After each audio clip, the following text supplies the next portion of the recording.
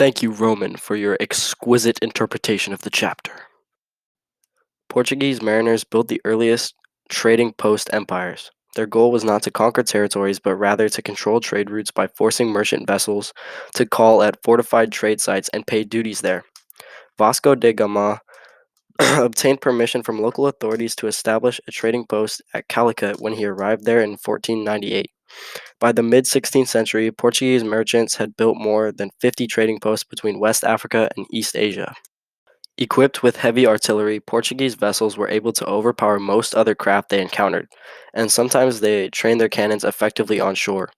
The architect of their aggressive policy was Alfonso de Albuquerque, commander of the Portuguese forces in the Indian Ocean during the early 16th century. Albuquerque sought to control Indian Ocean trade by forcing all merchant ships to purchase safe conduct passes and present them at Portuguese trading posts. Ships without passes were subject to confiscation, along with their cargoes.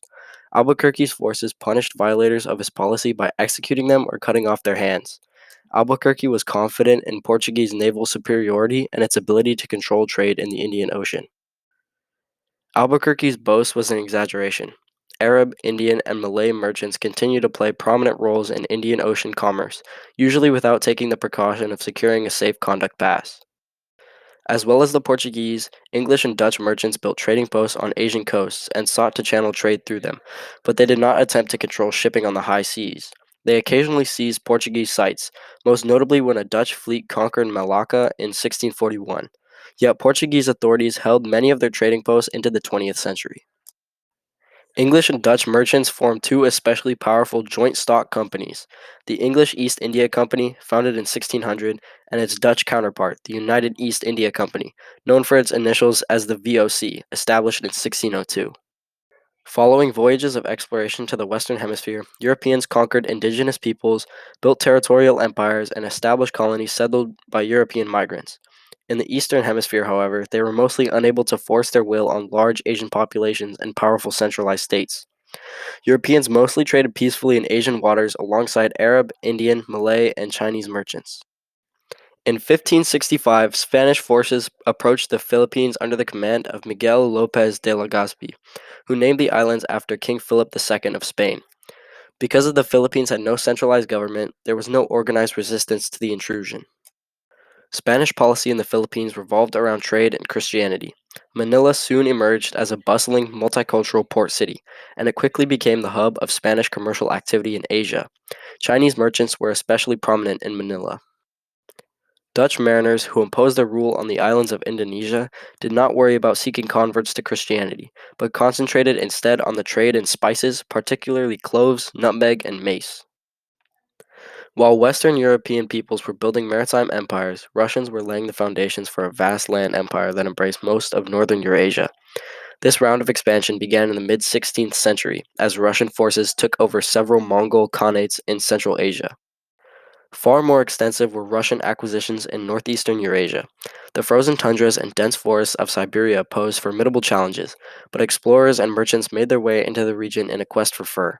Throughout the early modern era, fur was a lucrative commodity that lured Russians eastward, just as North American fur attracted the interests of English, French, and Dutch merchants.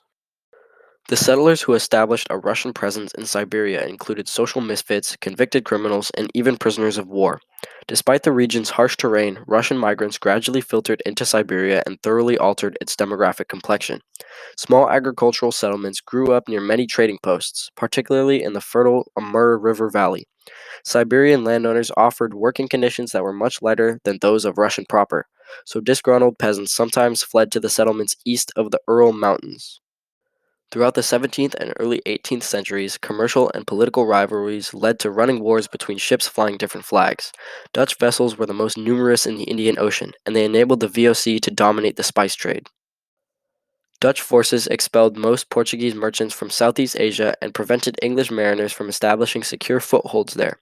By the early 18th century, trade in Indian cotton and tea from Ceylon had begun to overshadow the spice trade, and French and English merchants working from the trading posts in India became the dominant carriers in the Indian Ocean. Fierce competition again generated violence. In 1746, French forces seized the English trading post at Madras, one of the three principal centers of British operations in India. Commercial rivalries combined with political differences came to a head in the Seven Years' War. The Seven Years' War was a global conflict that took place in several distinct geographical theaters: Europe, India, and the Caribbean, and North America, and involved Asian and indigenous peoples as well as Europeans. Sometimes called the Great War for Empire, the Seven Years' War had deep implications for global affairs, since it laid the foundations for 150 years of British imperial hegemony in the world. In Europe, the war pitted Britain and Prussia against France, Austria, and Russia. In India, British and French forces each allied with local rulers and engaged in contest for hegemony in the Indian Ocean. In the Caribbean, Spanish forces joined with the French in an effort to eliminate British expansion in the Western Hemisphere.